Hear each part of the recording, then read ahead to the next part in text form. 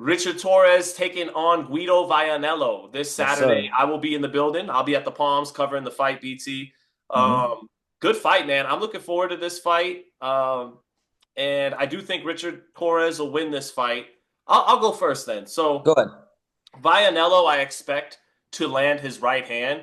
He's a rangy heavyweight with good feet who's come into his own. He hurt F.A. Ajagba a couple of times in that fight.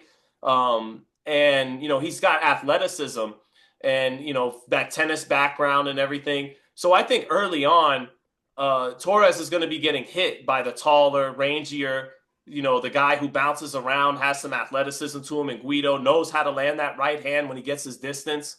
But I think Torres will either adjust and adjust and adjust and begin to dominate, or if he can't dominate, he will just walk through whatever he has to walk through to get to Guido and win this fight come hell or high water. And a lot of people aren't in on Richard Torres. They see a shorter heavyweight who just doesn't have, like, a lot of people are much more enamored with Moses Saituma right now, Yeah. for sure. But Torres, he's just not jumping for a lot of people. He's not jumping off the page and everything. He's a smaller heavyweight. They think back to the Jalalov knockout, although he avenged that with a much more competitive gold medal match, which shows you what Richard Torres is all about. Got character. And so allow me to be the guy who tries to sell you on Richard Torres, right? I'm buying some. I was rewatching the Munoz fight. I'm buying the Richard Torres stock. Yes, Mm. I opened the Nasdaq on Torres stock. It now I am buying it while it's cheap. It's mine. I'm diverting some of my assets, my American heavyweight assets from Jared Anderson. I got love for Jared, but he doesn't seem like he even wants to fight right now. And I'm putting my assets into Richard Torres right now, and I'll tell you why, BT.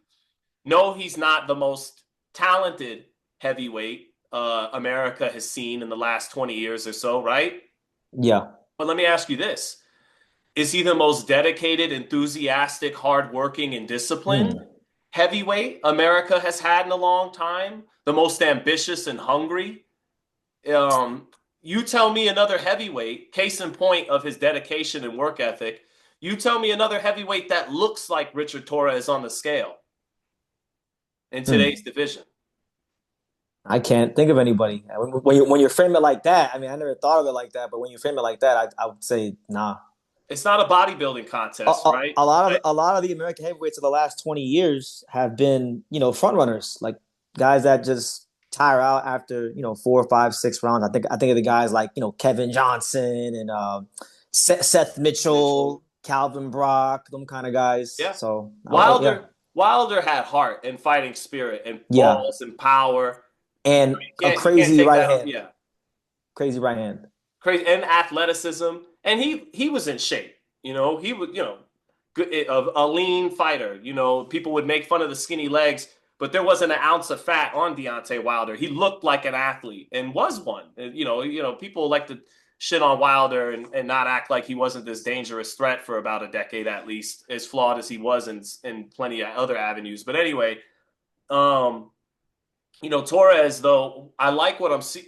He is doing a lot of Usyk-like movements. He is studying Usyk to a T, which shows you how intelligent he is and how humble he is to say, first of all, intelligent enough, have a good enough boxing IQ to say, who should I be studying to get my game to the next level? I shouldn't be studying Muhammad Ali or Lennox Lewis or guys that don't match my proportions. Usyk, an undersized heavyweight who's doing a bunch of feigning. You see Torres implementing those feints into him in there all the time. And Torres punches hard, but he especially punches hard once he starts to break you down, and once he's allowed to turn up the leverage and really commit fully to his shots. Because if he tries to commit too early to his shots, he's reaching for punches against bigger heavyweights, and that's how he'll get countered and hurt, like against Jalalov in the Olympics. But um, what he's starting to do now, what he's learned from Usyk, is to break you down with those feints, touch you up, take the angles, start to wear you out because you're not in as good a condition as he's in. And then he can start to really sit down on those punches, and that's when he becomes the bull in the china shop. So I think he wins this fight. It's just a matter of Can he look impressive and make believers out of people while doing it? Or is he just going to have to walk through a bunch of right hands and eventually just get to Guido's chest and out physical him, outman him? Even though Guido's no punk, I don't think I think few fighters have the dog of a Richard Torrez. Okay. It's a good assessment, Sean. Yeah. I'm intrigued about this fight because I think Guido's one of you mentioned the right hand, which I think is one of Guido's best qualities, but his other best quality I think is actually his gas tank. I think Guido, like if you watch the Agjagba fight when he lost that fight, I thought it was a good performance. He lost by a split decision. Agjagba had to really dig deep into that toolbox and start he boxed southpaw in spots that fight. Mm-hmm. So he had a case to win that fight, and Agjagba is a solid, he's at a solid level in the heavyweight division.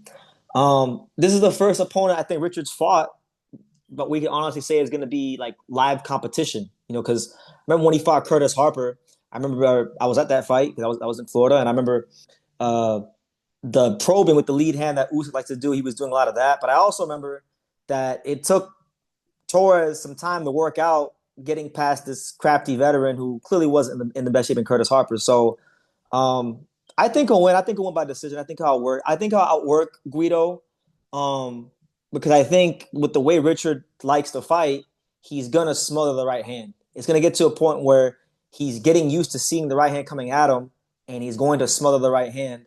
And maybe he'll break him down late. I think Guido will hold up long enough. I mean, Guido was an Olympian, just like Richard Torrez. I'm pretty sure it's the first Olympian that Richard Torrez has fought in his pro career so far. So yeah, I think he wins, and I think to hit on some of your points about his dedication and his enthusiasm, he is a very listen, Sean. Just as well as I do because we talk to fighters we both have interviewed a lot of fighters over the years, so you get an idea about personalities and people. He's probably one of the most enthusiastic people I've ever talked to in boxing about anything. No, he really has a great personality. He really is a great kid. Yeah, anything, like not even just boxing, because I think when I interviewed him, he was talking about wanting to learn Spanish because he's Mexican American, and so I hope that he can do something for American heavyweight boxing, because if Richard Torrez does not pan out, I don't know where else to look for American heavyweight boxing. Josh Edwards, Jamar Talley, shout out to our Olympic boys, but Josh Edwards, Jamar Talley, I'll throw in my boy Lorenzo Medina, but like honestly, there's not really like those are good fighters, but none of them. Moses Ituma. I don't know. Moses Ituma. I'm not sure. I'm pretty sure it's Itama. Moses Itama. That heavyweight motherfucker from Britain. Yeah, him. The British Mike Tyson. He was trying to beat Mike Tyson's record, which I say that with love, by the way. Like that's me putting respect on Moses Ituma's name. No, he's good. Like he just fought his last fight. He just fought Dempsey McKean, who took Philip Hrgovic 12 rounds before Hrgovic stopped him. He knocked him out in one round. Yeah, so he's making statements. He's already ranked. He's already a guy that you could look at as fighting someone in the top 10. We don't have a heavyweight in America that is on that sort of fast track, on that sort of trajectory. But maybe with the help of Top Rank and the matchmakers at Top Rank and time and patience and experience, Richard Torrez can develop into potentially a challenger to someone like Itama in the future.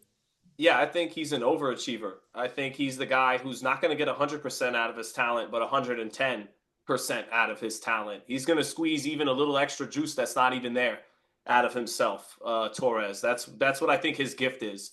It's his work ethic and his character, and he can punch hard.